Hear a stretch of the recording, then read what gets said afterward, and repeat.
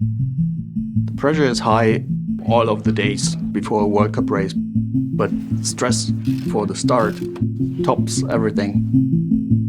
There's 5 athletes, but there is like 100 people on the start line. Only one can win. There is no space for mistakes.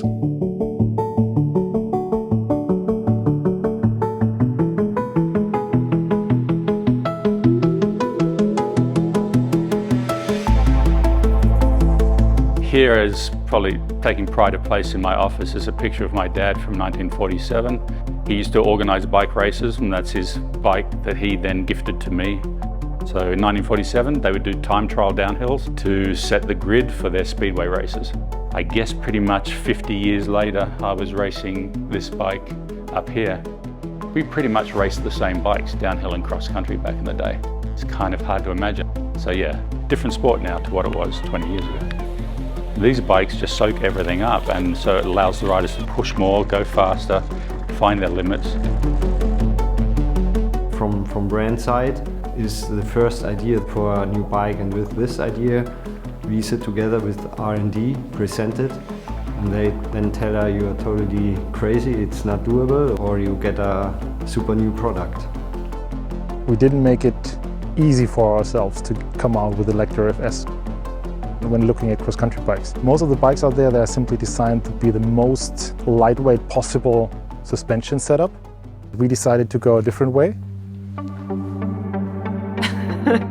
It's a race bike, so you have to design a weapon what fits the sharp cross-country courses. They are getting more rough and rough. Therefore, we decide to go for performance, because you know it helps you a lot, because the suspension just works in the uphill and in the downhill. I think it's really important to be competitive. It puts their brand in the limelight. It makes riders have a good look at what they're making. Yeah, I think the old race on Sunday, buy it on Monday is very true in our sport, because most of these bikes, apart from the suspension, are pretty much what you get out of the box at your bike shop. I think that's a cool thing for our sport. Most athletes that race a World Cup season probably only get about 3 weeks off from training in the year. While the season may only be from April to September, for them it's 11 months. So they've got to plan a full calendar, and then once you get to that first race, it's showtime. For me as a mechanic, before the race, the biggest thing is to make the bikes perfect, that the girls can use them in the fastest way they can.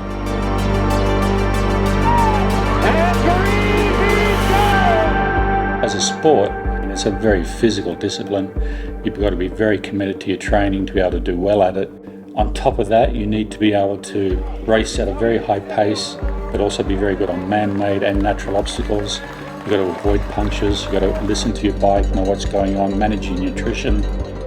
There is no need to lead all the start-finish straight. No. Entrance onto the straight around the left turn, that is really, really crucial. They can happen so many things. They're always having to rethink their game plan depending on what's happened during the race. So an extra pressure was the time, because Olympic Games, it must perform, and it was not much time to develop it. The lead time on bike design is very long, because they have to factor in all sorts of factors: testing, deciding the final design, components, lead time for delivery, and all of that. So it could be a year and a half out, and some might even be longer. You want to get it right. I never gave up, and I always had in mind, we will make it, we will make it. We're constantly evolving in this sport. We're constantly testing bikes and bringing product to market after testing them in racing. One of the best things you can imagine, that you are directly connected with your racing team and with your racers. And they can tell what they need, what they want, what they like, what they don't like. When there's a prototype coming and you start riding on it, it kind of amazes you. Like, and I could see already on the first ride on my home trails that I was faster. It feels so different. I don't have anything to compare it with.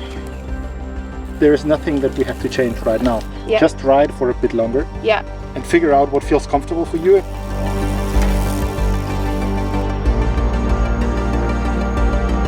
You will not get the technical feedback, you will get just some feelings. It's also about position on the bike, feeling and setup, and I can feel it as well, and I can translate it to the technical side.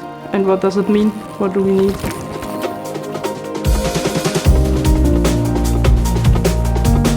I love to ride my bike and be outside in the woods and enjoy it a lot. And I can also ride the first bikes we do, so the first prototypes.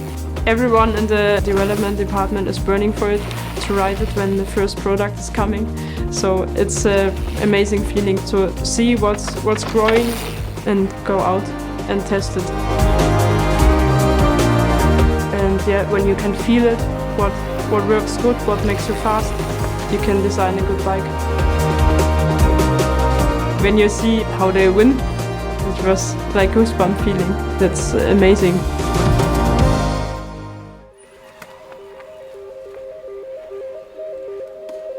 In the beginning I was really like against e-bikes because I was like, oh, it's having an engine, I don't like that, it's like it's cheating, and you know. The step towards like saying, hey, I'm gonna ride an e-bike was actually a pretty big one. I sometimes doubt about, can I say I'm still a professional athlete? Now I have like electric support.